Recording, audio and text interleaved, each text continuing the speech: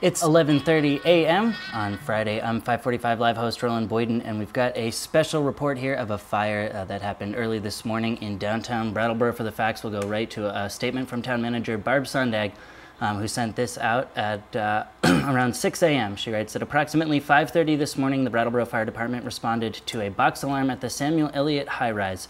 Smoke was visible from the 5th floor balcony. The fire was contained to one unit, in part due to the activation of the sprinkler system. One person was transported to BMH. The building has been evacuated and a Red Cross shelter opened at the Gibson-Aiken. The cause of the fire is unknown at this time. Now, my senior news correspondent, Joe Bushey, was at the scene shortly after the call. Let's take a look at his footage. Take off and go. I know, but we gotta go inside. About 5:20, 5:30, the fire department responded to a box alarm at the Sam Elliot High Rise. The fire was contained to the one unit where we believe it started. Unfortunately, there was been quite a bit of damage, both because of smoke and because of water.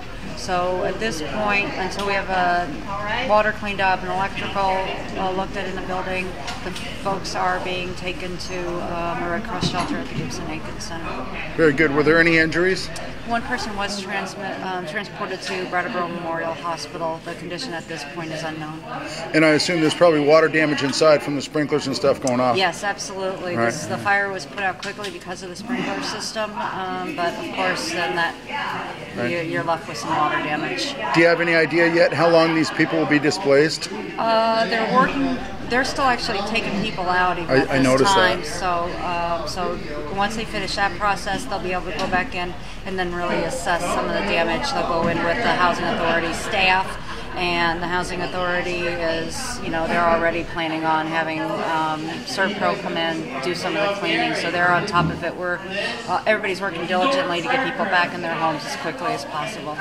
All right, in addition, we spoke with Bruce Pollock, the Deputy Emergency Services Director for the Vermont and New Hampshire Valley Red Cross. The Red Cross got a call this morning about 6 a.m. That there was a fire at the Samuel Elliott complex in Brattleboro, which is an elderly housing building owned by the Brattleboro Housing Authority. They were evacuating because they had a fire on the 5th floor. And we set up here at the Gibson-Aiken Center, and we have provided breakfast, and we'll be providing a noon meal for all the residents. There's about 70 of them that have been evacuated from that building until they determine when they can go back inside. Many thanks to the Gibson-Aiken Center, the Meals on Wheels, the Senior Center, for opening up their doors for us and helping us provide the meals and the assistance that they have.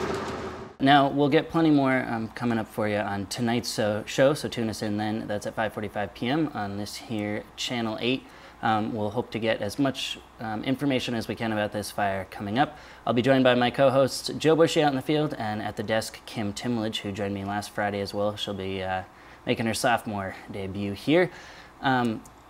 We'll also get all the latest on the weather and road updates. That'll be a snowy update. We'll check out the Lego contest at the Brattleboro Museum and Art Center. We'll follow up on the sirens that went off Wednesday. We've got video of Barb Sondag receiving her BDCC award. That's courtesy of WTSA's Tim Johnson. And I'm hoping to get some spooktastic Halloween fun in there as well. Plenty of Halloween events on the calendar. All right, for the time being, folks, that's a full lid.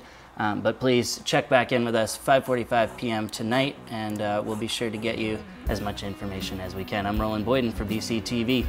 Thanks for watching.